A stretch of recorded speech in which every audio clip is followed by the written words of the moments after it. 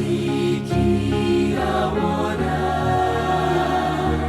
eu esqueça tudo ao redor, pra que nada me venha impedir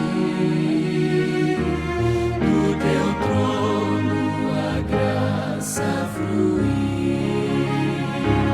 Vem, meu ser, transformar pelo amor que do alto te manda, Senhor. Possam todos os que aqui estão bem unidos estar em oração. Vem, Senhor, elevar os que diante de ti hoje estão em espírito de oração, procurando o mundo deixar. Vem, meu ser, transformar pelo amor e do alto de... Olá, minha querida Primeira Igreja Batista em Éden, meus queridos irmãos e irmãs, meus amigos, você que está me acompanhando, me ouvindo. A minha oração é que Deus nos abençoe, que Deus fale ao nosso coração, que nós tenhamos um momento na presença do Senhor. Vamos meditar na Palavra de Deus, naquilo que a Palavra de Deus tem para nos dizer. Nesta semana nós estamos pensando sobre o amor, o que é o verdadeiro amor. Estamos discutindo e pensando e repensando 1 Coríntios 13. E em cima de um tema maior, que é o tema da Junta de Missões Nacionais para a campanha desse ano, do ano de 2021, o tema é Porque Ele me amou. Então eu quero muito que você sinta, juntamente comigo, e que todos nós possamos sentir porque Ele me amou. Porque Ele fez isso? Porque Ele me amou. Ele nos amou, Ele nos ama, Ele continuará nos amando. Deus não desistirá de nenhum de nós. Ele continua nos amando.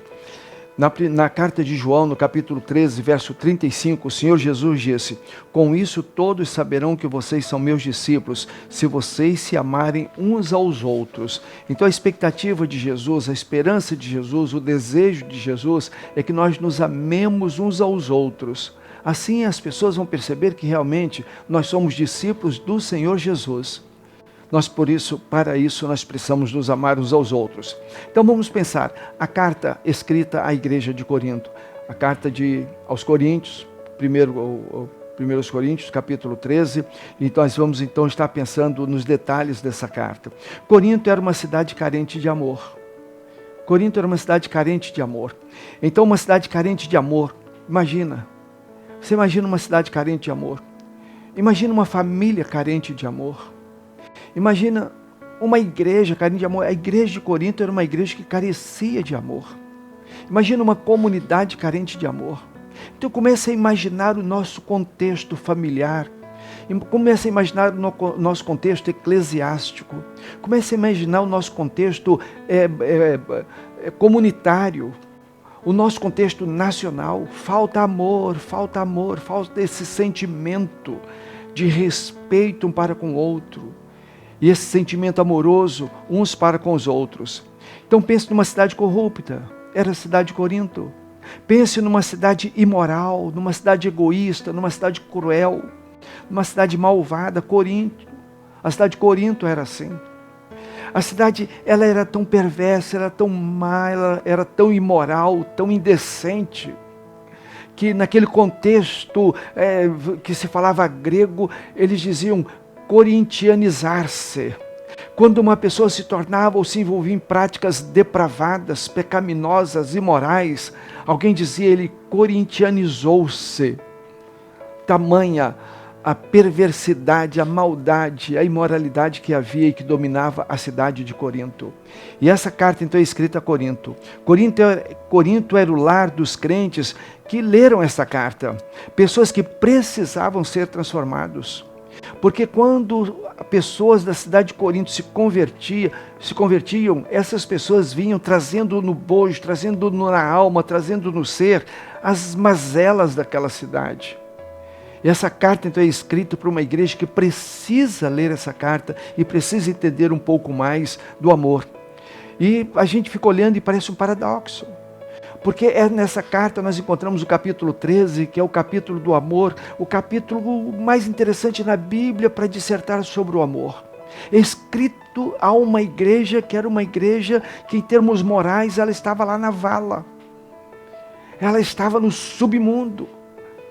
Mas esse lindo texto é escrito para aquela igreja que mais necessitava ler esta carta, ler esse texto. Então os coríntios, eles enfrentavam circunstâncias difíceis. As circunstâncias eram difíceis. Eles estavam bem, era uma cidade rica, era uma cidade que não tinha dificuldades financeiras, mas moralmente era uma cidade vivendo um momento muito difícil. Moralmente era uma cidade decadente. Eles cultuavam Afrodite, a deusa Afrodite. E no templo da deusa Afrodite, eles tinham mais de 1000 sacerdotisas prostitutas. E no final de cada culto, de cada celebração pagã, aquela celebração pagã, eles terminavam então num bacanal, numa imoralidade. Era assim que acontecia. Economicamente eram muito ricos. A cidade de Corinto estava num istmo, numa área de terra que ligava o norte ao sul da Grécia. Alguém disse que Corinto naquela época era a bola da vez. Então ela era essa conexão entre dois extremos na Grécia. E tudo passava por ali. Se você puder estudar, toda a riqueza passava por ali. Era como se fosse um corredor de mercadores. E ali estava então o materialismo, juntamente com a religião, e orientado pelas práticas sexuais.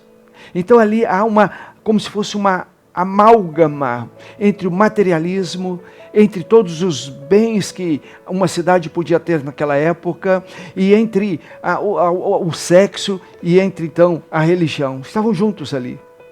Corinto tornou-se famosa por sua corrupção moral, sem pensar no aspecto espiritual. Os crentes de Corinto possuíam uma saúde espiritual debilitada. Eram crentes, estavam na igreja, eram membros da igreja, faziam parte de uma comunidade de cristãos, mas era uma comunidade com uma vida espiritual debilitada. No capítulo 11, verso 30, o apóstolo Paulo diz assim: eis a razão porque há entre vós muitos fracos e doentes, e não poucos dormem. Os crentes estavam fracos, doentes, dormiam.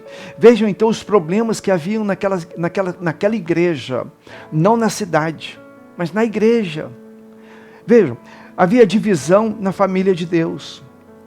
Nós vamos encontrar isso nos primeiros capítulos. No capítulo 4 nós vamos ver que havia um orgulho, uma arrogância espiritual.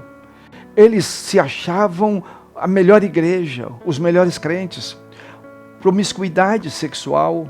Havia processos judiciais entre os irmãos. Dentro da igreja, um irmão processando o outro irmão. Abuso da liberdade espiritual. Havia uma confusão nos papéis entre o masculino e feminino.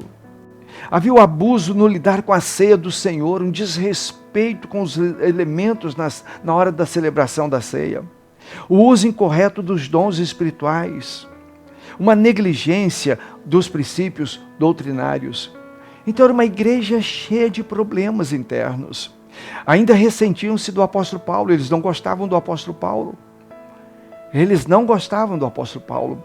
Eles não percebiam que necessitavam dos ensinos do apóstolo Paulo.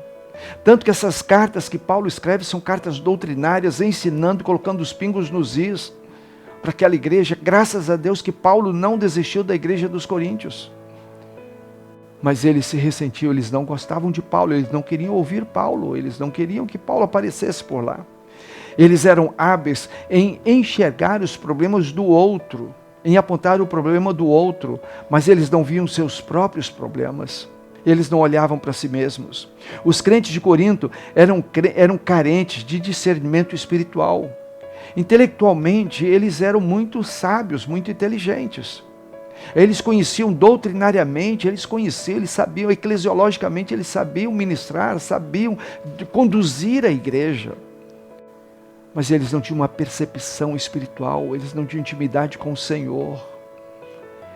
O poder do Espírito Santo não agia na vida daquela igreja. Então Paulo quer que eles entendam que seguir a Cristo requer mais do que conhecimento. Seguir a Cristo requer mais do que sabedoria. Seguir a Cristo requer mais do que poder para realizar as coisas, para gerir, para ser gestor. Paulo demonstra que fazer as coisas sem amor é inútil, que não adiantava fazer tudo aquilo que eles faziam, desenvolver tudo que eles desenvolviam, administrar tão bem como eles administravam, se não tivesse amor. Então esta carta serve de ânimo para aqueles que, nas montanhas da sabedoria, pessoas que estão lá no cume, pessoas que têm seus diplomas, têm formação, mas não amam, mas não praticam atos amorosos. E Paulo então deixa bem claro que sem esse amor, a evangelização se torna algo farisaico. Paulo diz então que o compromisso pessoal se torna hipócrita. É uma hipocrisia. A adoração se torna rotineira e automática. O estudo da palavra se torna intelectualismo. A pessoa estuda para conhecer mais. O servir aos outros se torna uma obrigação enfadonha. A pessoa serve porque é obrigado, precisa fazer.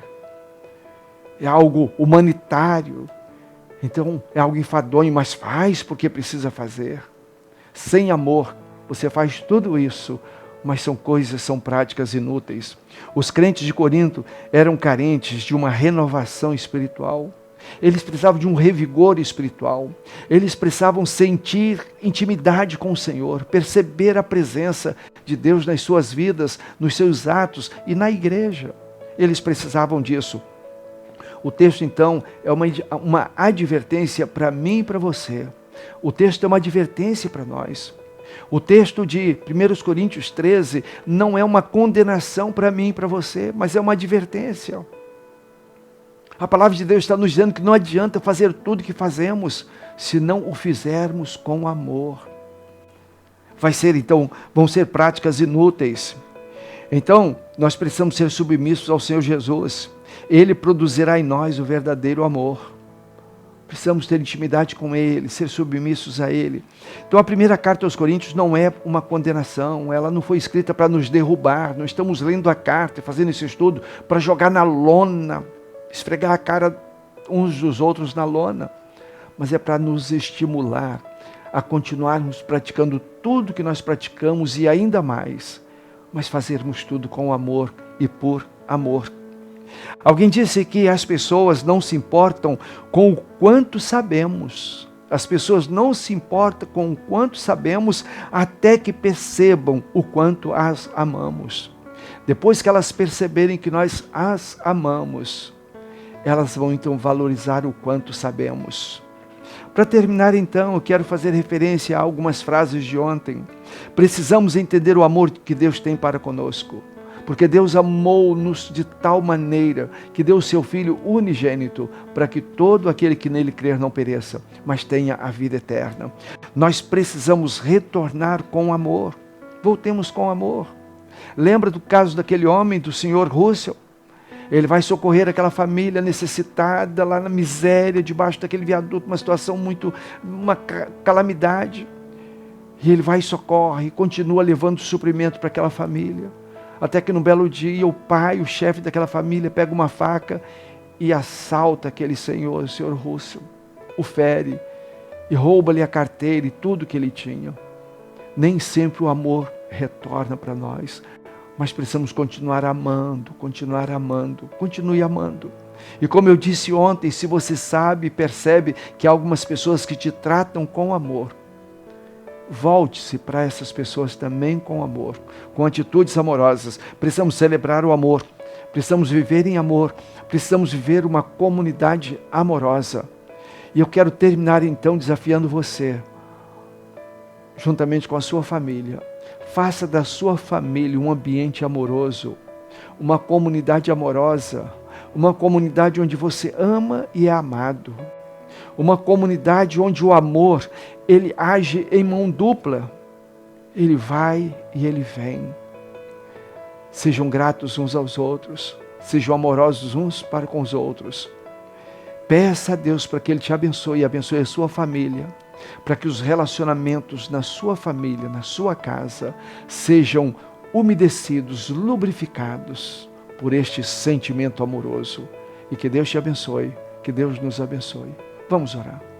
Nosso Deus, nosso Pai, Pai, muito obrigado por esta carta escrita aos Coríntios.